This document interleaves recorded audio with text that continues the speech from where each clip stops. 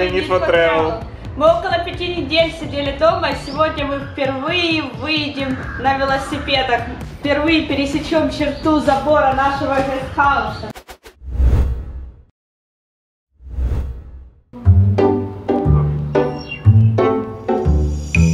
Так а когда там послабление? Так вот, уже с 20 апреля можно выходить в большинстве районов, в том числе и в нашем, с 5 утра до 8 вечера. Ночью надо находиться дома, и на выходных сказали, что тоже нельзя будет выходить, а там уже будет видно. Так поехали кататься. Поехали. Масочку возьми. Ага.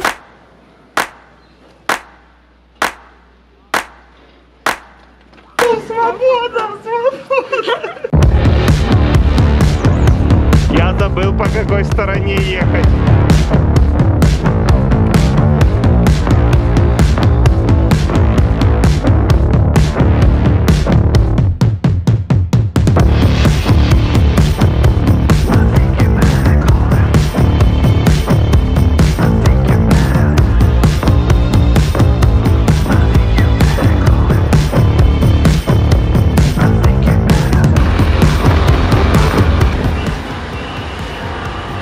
Ну, как видите, все работает.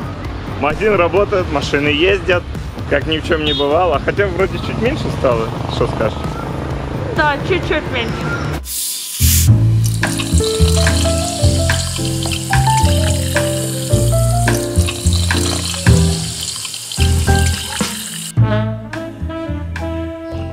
Вот уже прошло больше месяца, как мы сидели дома, и наконец-то мы смогли выйти за пределы гестхауса и самостоятельно даже съездить в магазин. Мы планировали провести на Шри-Ланке 1 месяц, а застряли здесь уже почти на 2. И это уже наше 4-е видео о Шри-Ланке. В первом видео мы рассказали вам о том, как начался карантин и комендантский час. Во втором, как мы отмечали Новый год на Шри-Ланке. И в 3-м видео мы рассказали о новой профессии на Шри-Ланке.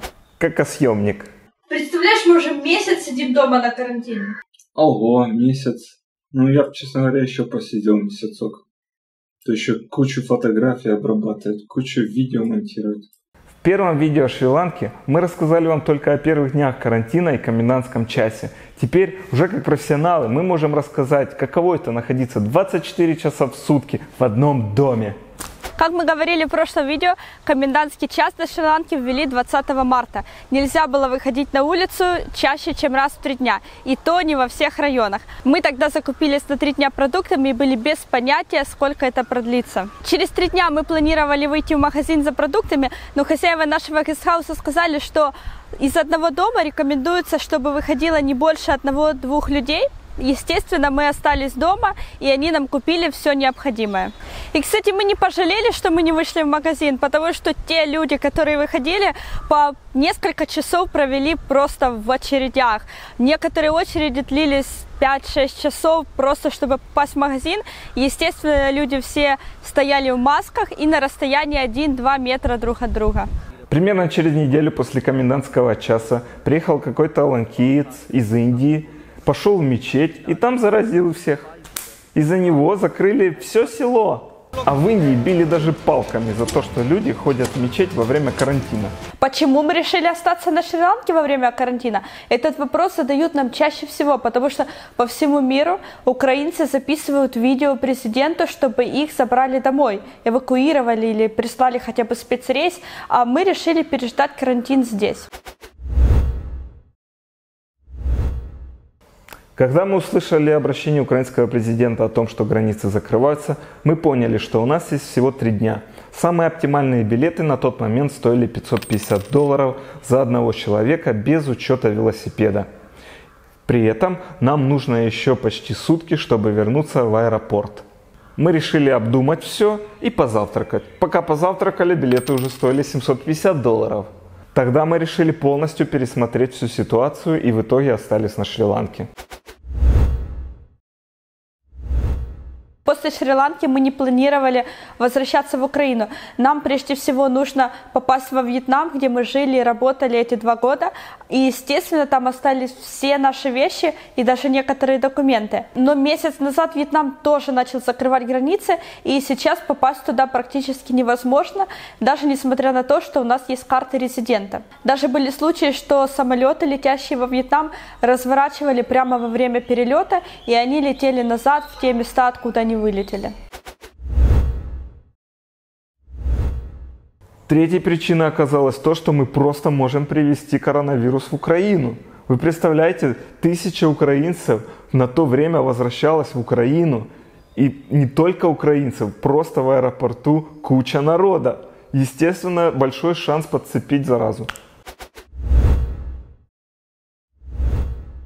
Как вы помните, на Шри-Ланке ввели жесткий комендантский час с 20 марта по 20 апреля. Практически весь этот период почти никому нельзя было выходить из дома. Конечно же, на это жалуются много туристов, но если посмотреть с другой стороны, в этом можно найти преимущество. Мы не знали, сколько продлится комендантский час на Шри-Ланке, сколько дней, месяцев, недель. Но рост количества зараженных стал снижаться. Обычно в день появлялось не больше 10-20 новых случаев. Были даже дни, когда не появлялось ни одного нового случая. Вот и первое послабление карантинных мер на Шри-Ланке. Правительство решило, что будет актуально это сделать после новогодних праздников, а точнее с 20 апреля. Теперь можно на улицу выйти с 5 утра до 8 вечера. Я теперь прям слышу машины на дороге через реку. Местные говорят, что послабление карантина еще возможно из-за выборов, которые пройдут в конце июня, чтобы кандидаты смогли встретиться с избирателями. Давайте посмотрим статистику зараженных на сегодня. На 28 апреля зафиксировано 65 новых случаев коронавируса. Это, кстати, очень много по сравнению со всем предыдущим месяцем. Всего 588 подтвержденных случаев. Умерло 7 человек, 126 человек выздоровело. И больше 15 тысяч людей на острове протестировано на наличие и ждут результатов некоторые из них. Количество зараженных на Шри-Ланке в последние дни стало резко увеличиваться, потому что вирус нашли на военной базе, всю базу закрыли на карантин, но многие случаи проявились уже после того, как военные вернулись к своим семьям после карантина. Ну и оказалось, что застрять на Шри-Ланке уж не такая плохая идея. Просто мечта карантина. Тут горы, тут тепло, тут дешево. Тут множество фруктов. Основные фрукты на Шри-Ланке сейчас ананасы, папайя, арбуз, кокосы всегда есть и бананы. А кто застрял на море, те даже могли подгадать время, чтобы покупаться. Каждый день к 9 утра нам нужно проснуться на завтрак, который по-прежнему готовят нам хозяева гестхауса. И это помогает держать нам дисциплину. Кстати, завтрак на карантине остался таким же сытным, что мы можем наесться на весь день. Давай расскажем, как работает доставка продуктов. Слышите эту музыку? Это везут продукты. А в первые дни, когда область Канди закрыли на неопределенный срок, наши хозяева гестхауса не могли дозвониться часами просто до магазинов и доставщиков еды. А потом получали смс-ки, что еды уже нет. Мы даже начали волноваться, вдруг мы останемся без продуктов. И тут мы услышали знакомый звук. И мы поняли, что мы спасены. Но слава богу, эта ситуация разрулилась за несколько часов. И в дальнейшем уже не было никаких проблем с едой. Такие вот магазинчики на колесах развозят продукты, которые шри-ланкийцы чаще всего покупают. Если продукты не часто покупают шри-ланкийцы, к примеру, шоколад или пшеничные макароны, то их, возможно, и не будет. А спиртное и сигареты вообще запретили продавать. Бедные туристы. С 24 апреля нам стало еще проще с доставкой продуктов, потому что хозяева нашего гестхауса решили приспособиться к условиям и открыть свой онлайн-магазин продуктов. Теперь все, что нам нужно, мы можем заказать у них на сайте или просто попросить их нам принести это. Гороскоп играет важную роль в жизни шри-ланкийцев. Поэтому для того, чтобы открыть магазин, конечно же, пришлось обращаться к гороскопу. Поэтому открыть его пришлось в 10 часов 2 минуты утра. И сделать первый заказ нас попросили до 10:30. А примерно неделю назад вся страна праздновала самый главный праздник на Шри-Ланке – сингальский и тамильский Новый год. И в это время доставка продуктов практически не работала. Я не буду вам сейчас рассказывать про праздник, потому что про то, как мы его отмечали в местной семье, мы сняли отдельное видео. И его вы, кстати, можете найти в рекомендациях здесь. По словам местных, в праздничный период вообще очень строго следили за соблюдением карантинных мер и даже не разрешали продавать больше 3 килограммов риса на одного человека, чтобы люди не наделали много еды, а потом не раздавали друг другу, как это принято. Несмотря на все жесткие ограничения комендантского часа, которые длились целый месяц, фермерам можно было выходить на поля, продавать овощи, фрукты, яйца, а рыболовам можно было ловить рыбу. Ладно, что мы все о еде да о еде, давай уже расскажем, что мы еще делаем. Обычно я стараюсь проснуться пораньше, чтобы сделать зарядку до завтрака. Мы живем в горной местности, и здесь наблюдается небольшой перепад температур. Днем очень жарко, а ночью прохладно или тепло. Поэтому утром еще совсем не жарко и приятно делать зарядку. Мы часто выходим на балкон, чтобы понаблюдать за белочками, которые прыгают по пальмам и иногда запрыгивают к нам на чердак. А еще возле нашего балкона растет дерево со старфрутами, и туда время от времени прилетают попугаи и начинают есть эти фрукты.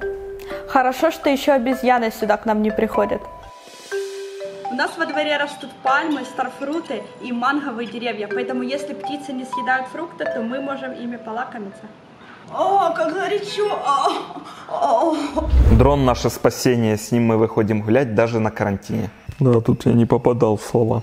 Через 2 недели после наступления комендантского часа на Шри-Ланке я решила, что пора уже учить местный язык.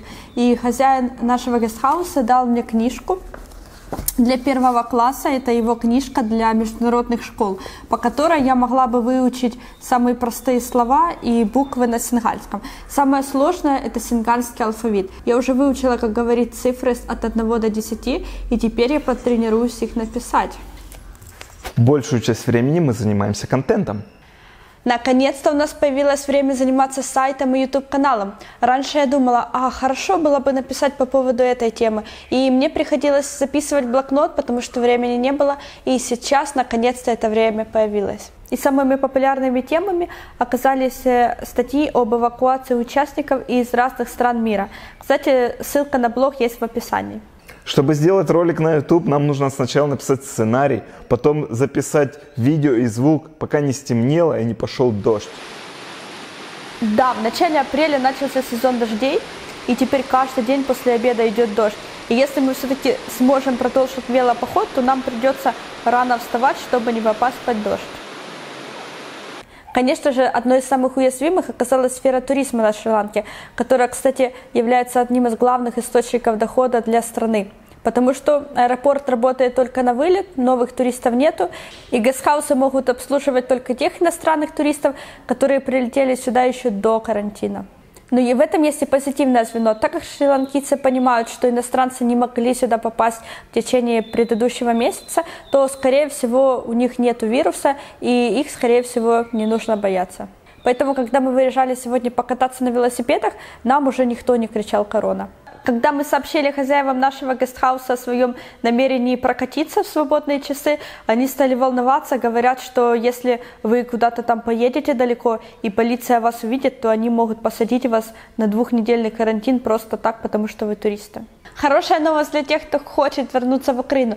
По многочисленным просьбам вернуть украинцев домой, правительство решило организовать несколько специальных рейсов из разных стран. Из Шри-Ланки рейс состоится 8 мая и будет стоить, конечно же, он будет не бесплатный, будет он стоить около $600. Спасибо за просмотр. Ставь лайки, если тебе понравилось это видео. Либо, если возникли какие-то вопросы, напиши их в комментарии. Увидимся в следующем видео.